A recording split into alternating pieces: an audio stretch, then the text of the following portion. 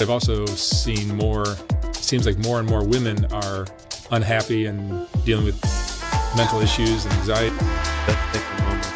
Let's take a moment of silence for that, because yes, we all have our issues, but being alone seems to be one problem and things like that. Yeah, I have a couple of episodes that are coming out that touch on both of those things.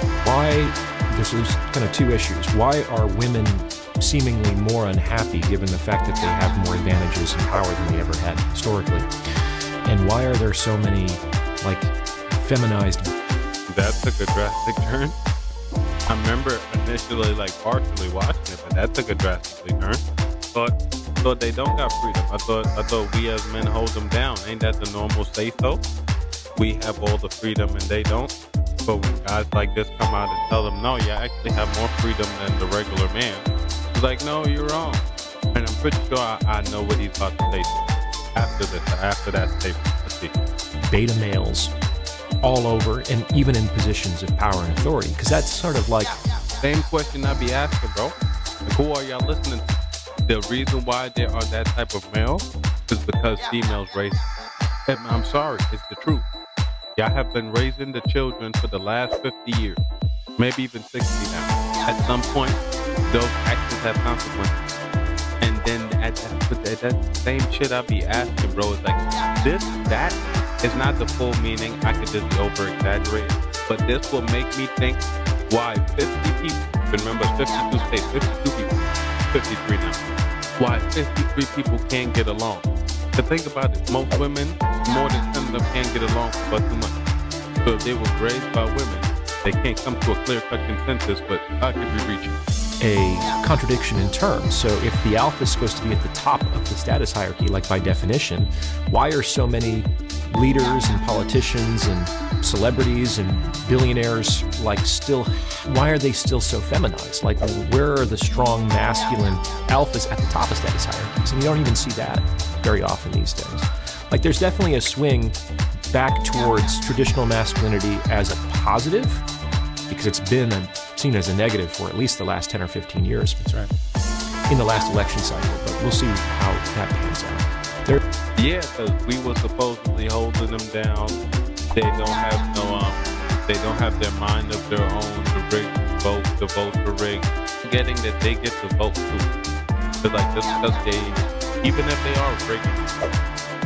And honestly, if we being honest, it was all because of that woman. If we being honest. But I don't know, I can't say. I have a few theories about it. The theory about what's going on with men, the best analogy that I could come up with is from the TV show Survivor. Have you seen Survivor? I've never seen it. I've never really seen it either. I've seen just a couple episodes. I'm not a super fan, but you're familiar with the premise. Yes. Not that you don't have to sit there and watch, but how old is it? Everybody has seen the famous clip where the woman turned the watering thing to save milk and damn near poisons everybody. You would not save milk to save chicken, but I just try to preserve it, and you can't do that. That's a famous clip. Well, I can't say that because a lot of people have seen it. A lot of people, people come up with questions I'm like, yo, you never seen Survivor? Maybe now they're more advanced. You might have to do it again, but they had to medevac damn near all of them out of there because they was eating shit that wasn't supposed to be eaten. And the guys were fine. Right? And it's almost at 50 seasons now. And in one of those 50 seasons, they decided to do a men versus women contest. So they put two teams of men over here and women over here, drop them into some sort of difficult tropical environment, give them a bunch of challenges and see who is going to survive. And the only people left at the end were women, which I was surprised to hear that outcome, especially if you watch the first several weeks, the men were dominating every single competition. The women weren't even close. They lost every single time, no matter if it was a skill thing or a strategy thing. They just could not beat the men. And how did they go from that situation to being the only ones left and winning the game? It was really interesting. Do you have any idea how they did that? No, I don't. I never watched the end to know how they did it. But did it continue being male on woman? That's the question. Remember, you said one episode that they said they separated. And let's see if you could find the second part of the question. who are responsible for the disproportionate majority of their successes. Nope. Let's listen a little bit more. Maybe that. Yeah. And so they came up with a plan. Basically, what the women did is they kind of cornered the lower status men in the men's camp and said basically, look, you got us. We're screwed. We're not going to beat us. We're not going to beat you. Our days are numbered. We're going to get out of here soon. But just think about it, my guys. As soon as we're gone, who do you think is going to be next? Like, you can't beat the alpha dudes. We can't beat them either, but you sure as fuck can. So ergo, yes, it would then continue being man on woman. It didn't continue being, they went to recruit other men.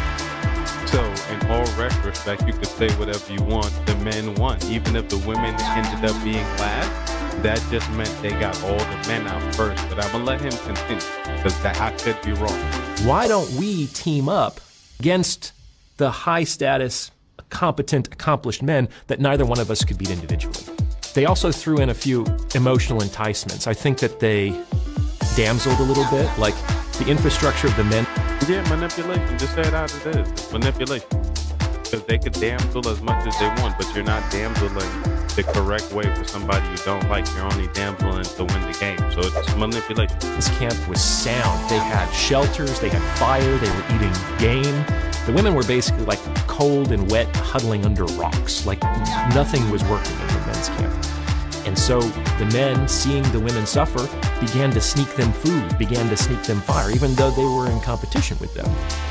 I think the women also suggested the possibility of a relationship with these lower status men if the higher status men were voted out. It's like, there's going to be room in that camp after those guys leave. Wouldn't it be nicer to have some female presence there instead of some sweaty old dudes?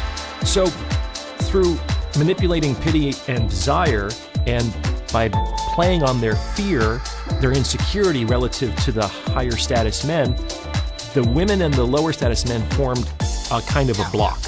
And at first it was operating in secret, and they began to sabotage the higher status men and got them voted out of the game. And then as soon as those alpha guys were gone, then the women just broke with the lower status men and voted every single one of them out of the game.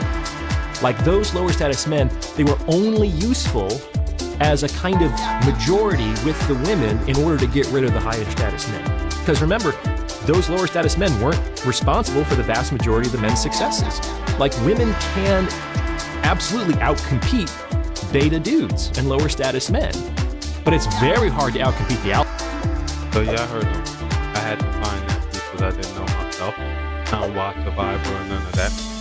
It's just crazy to think, right, that they still ended up winning, but the men actually won. I think even the 100, the men actually won. You just got out all the men who could win against you. And the other ones didn't see it coming, so they got manipulated into basically their downfall. Almost like what, Eve making Adam bite the apple. But y'all be great.